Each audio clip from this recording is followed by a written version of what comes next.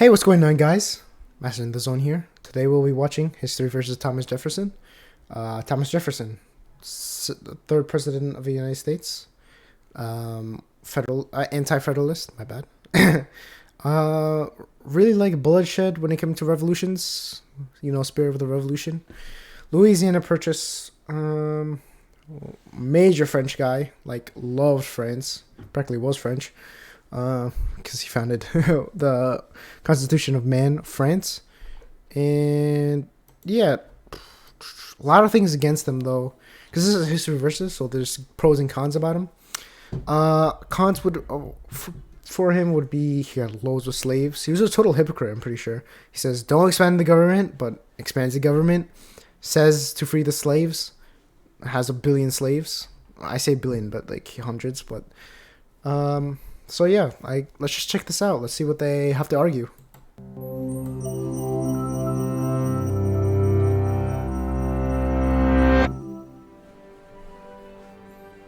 He was part of America's fight for freedom and equality, but were his enlightened principles outweighed by participation in a greater injustice?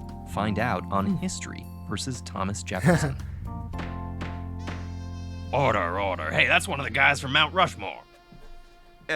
This is Thomas Jefferson, founding father of the United States of America and primary author of the Declaration of Independence, the document that established the U.S. as a democratic republic on the principle that everyone is created equal.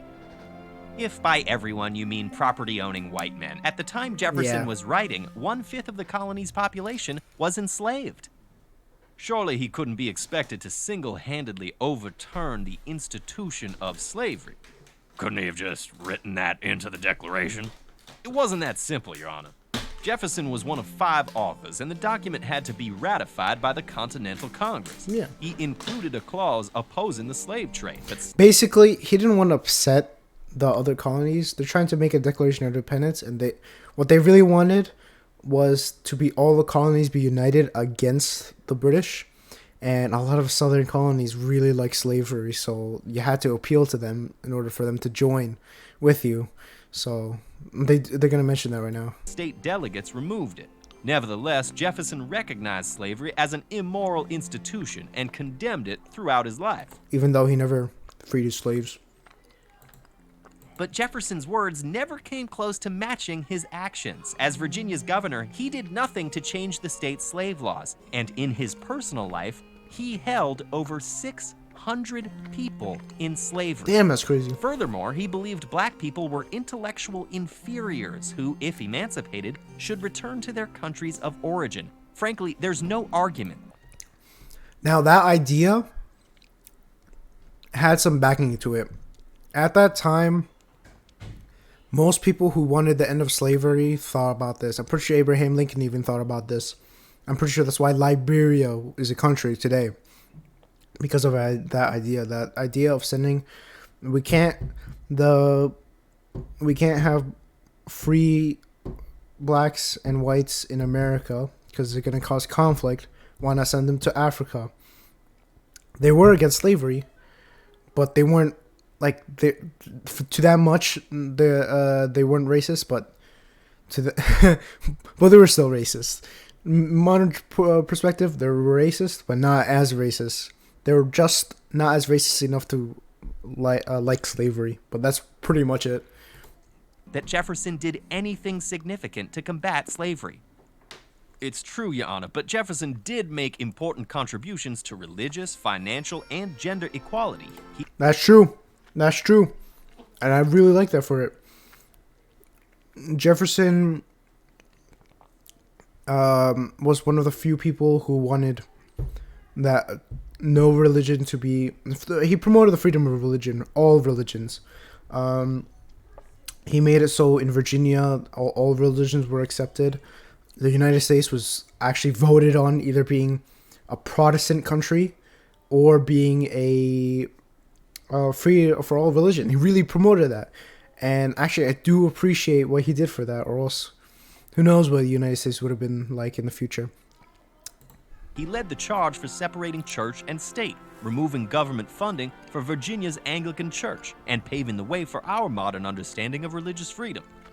Jefferson also drafted laws that weakened the power of inherited wealth and pushed for the state-funded education of boys and girls. All valuable reforms, but you're avoiding the fundamental issue here. None of this benefited enslaved people or indigenous Americans, and it's ridiculous to argue that Jefferson was pursuing equality when his policies frequently harmed non-white groups. Policies such as authorizing the military to exterminate indigenous communities during the Revolutionary War. Wow. Objection. Those Northwestern tribes were allied with the British. In peacetime, Jefferson did his best to avoid conflict with Native. Yeah, during the war, Revolutionary War,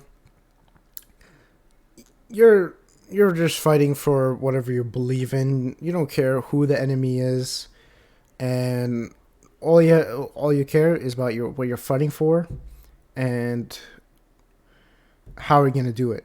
And anything else doesn't matter. So I get that point. Native Americans and believed they could be equal to whites. Could be equal? Listen to yourself. Are you defending his attempts to forcibly assimilate indigenous communities? Jefferson's recommendations even formed the basis for the Indian Removal Act years later. Recommendations? Why not laws?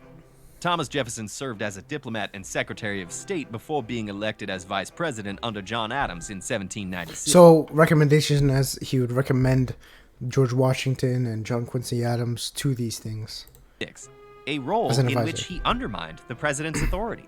Jefferson argued that states should have the power to overrule federal laws they deemed unconstitutional, an argument some southern states would cite while seceding from the Union 70 years later. I think it's a little true. unreasonable to lay the entire Civil War at Jefferson's feet.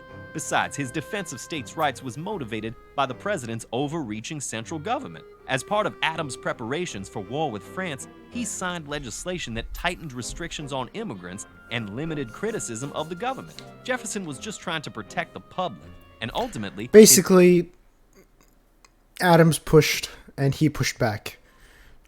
They have their own ideological positions, and this is pretty new concepts in terms of government policy.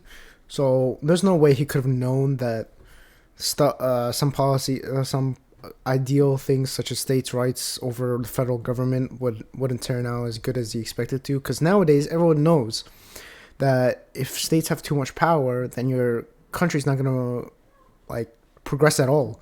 During the Civil War, the Confederacy, who was all states, couldn't do anything in terms of governing, and because there's so many states want to do their own things for a lot of times, and it's really hard to unite them, and no federal law is going to be passed, and without federal laws, a lot of things will be bad.